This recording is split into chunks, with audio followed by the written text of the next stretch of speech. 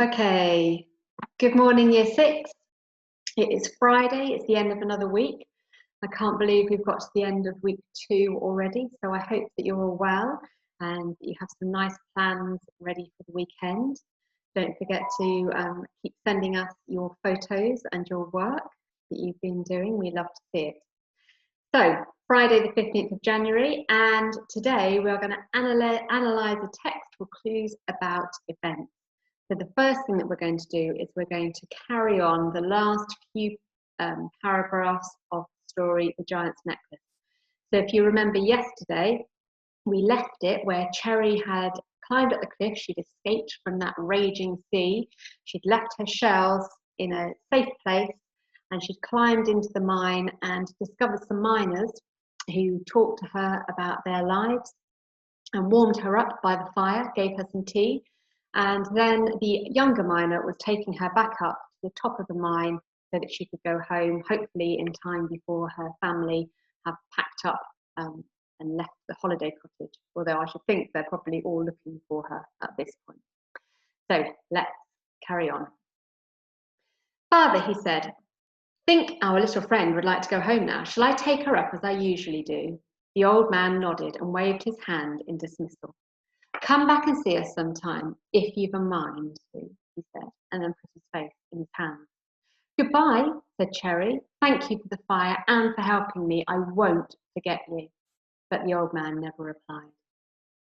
The journey through the mine was long and difficult. She held fast to the young tinner's waist as they walked silently through the dark tunnel, stopping every now and then to climb a ladder to the lode above, until finally they could look up the shaft above them and see daylight. It's dawn, said the young man, looking up. I'll be back in time for breakfast, said Cherry, setting her foot on the ladder. You'll remember me? The young tinner asked, and Cherry nodded, unable to speak through her tears. She felt a strange affinity with him and his father. And if you should ever need me, come back again. You may need me, and I shall be here. I go nowhere else. Thank you, said Cherry. I won't forget. I doubt anyone is going to believe me when I tell them about you. No one believes in ghosts. Not up there. I doubt it too. Be happy, little friend, he said. And he was gone, back into the tunnel. Cherry waited until the light from his hat had vanished and turned eagerly to the ladder and began to climb towards the light. She found herself in a place she knew well, high on the moor by Zennacoit. She stood by the ruined mine workings and looked down at the sleeping village, shrouded in mist, and the calm blue sea beyond. The storm had passed, and there was scarcely a breath of wind, even on the moor. It was only 10 minutes' walk down through the bracken, across the road by the eagle's nest, and down the farm track to the cottage, where her family would still be waiting. She began to run, but her clothes were still heavy and wet, and she was soon reduced to a fast walk. All the while she was determining where she would begin her story, wondering how much they would believe. At the top of the lane, she stopped to consider how best to make her entrance. Should she just ring the bell and be found standing there, or should she just walk in and surprise them there at breakfast? She longed to see the joy on their faces, to feel the warmth of their arms around her, and to bask once again in their affection. She saw, as she came round the corner by the cottage, that there was a long blue Land Rover parked in the lane, bristling with aerials. Coast Guard, she read on the side. And as she came down the steps, she noted the back door of the cottage was open, and she could hear voices inside. She stole in on tiptoe. The kitchen was full of uniformed men drinking tea, and around the table sat her family, dejection and despair etched on every face. They hadn't seen her yet. One of the uniformed men had put down his cup and was speaking. His voice was low and hushed. You're sure the towel is hers? No doubts about it. Cherry's mother shook her head.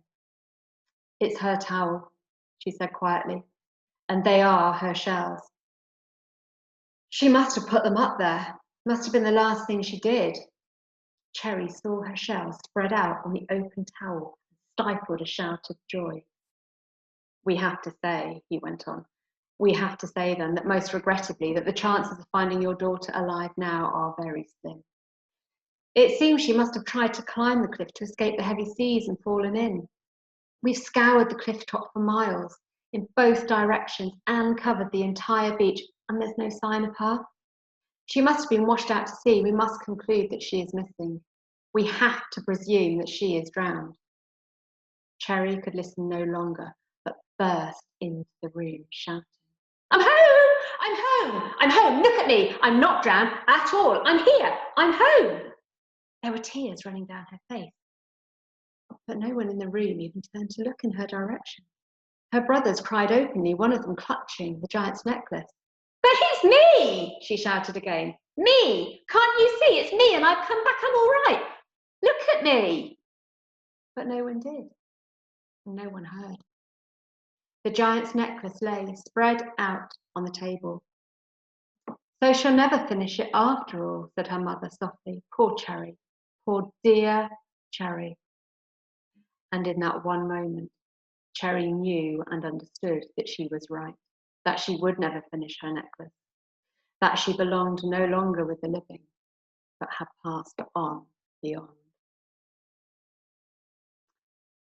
Okay, so is that what you were expecting the ending to be? It always gives me a shiver when I read the end of that story, because I think it's really cleverly done, because you're not, well, I certainly wasn't expecting it the first time I read it. And even now, and I've read it hundreds of times, I'm still a bit shocked when I get to the ending, because it's a surprise. So I wonder whether you saw that ending coming, or whether it was a complete surprise to you. You might want to pause the slides and discuss it with somebody near you, or just jot down your ideas and think, did I expect it? Or was it a completely out of the blue twist to the ending? You could pause the slides while you do that. Okay, so although many of us will find this ending contains a bit of an unexpected twist, if we look at the text again carefully, we can see that Michael Morpurgo has cleverly given us some clues about what has happened. So what we're going to do now is take a closer look at some parts of the text when we look back and we think, that was a clue for what was coming next. So let's have a look at this part. "Can't you see? Now let's make a little fire to warm her through. She's shivered right through to her bones. You can see she is." "They all are," said the old tinner, pulling himself to his feet. "They all are." And he shuffled past her into the dark. "I'll fetch the wood," he muttered, and then added, "for all the good it will do." So that section of text is taken from when she's with the miners and she first meets them, and they're going to create a fire for her. So what clues does that give us about the ending of the story? Have a little look at it and see if you can work out how it gives us a little clue that perhaps Cherry is not alive anymore. You can pause the slides if that helps. Okay, so now we know the outcome of the story, we can tell that the old man thinks the fire will not make any difference to Cherry because she is already a ghost, like them. So he knows that the fire isn't going to warm her up. Let's have a look at the next one. He had a kind voice that was reassuring to Cherry. He seemed to somehow know the questions she wanted to ask, for he answered them now without her ever asking. So again, now we know what happens at the end of the story. Does this little section give us a clue about what has happened to Cherry? When we look back at this section, knowing the ending of the story, perhaps it makes us think that other people have been through the miner's ghost after drowning in the stormy seas. Maybe those people always ask the same questions to the miners. That's how the young miner knows what Cherry's going to ask. So he's giving her that information already. Okay, if you go to the website, there's a sheet in Friday's folder with some more sections of text. When we read them a second time, knowing the whole of the story, do they give us clues about what happened to Cherry? One is filled in for you as an example. You can print it off or write your thoughts on a piece of paper. And there's an extra challenge at the end. Did you notice any other clues in the story which make us, now when we think about it, give us an idea of what is going to happen to Cherry at the end? If you wanted to, I've put the whole of the story, the whole of the Giant's Necklace onto the website. I'm not expecting you to print it up, but if you wanted to read parts of it again, to look for any other clues, then it's there for you. You can decide.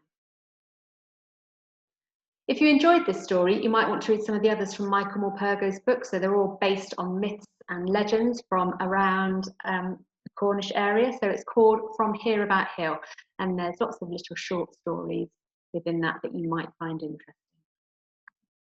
So well done for another week of working hard from home. Have a lovely weekend, stay safe, and we'll be back next week.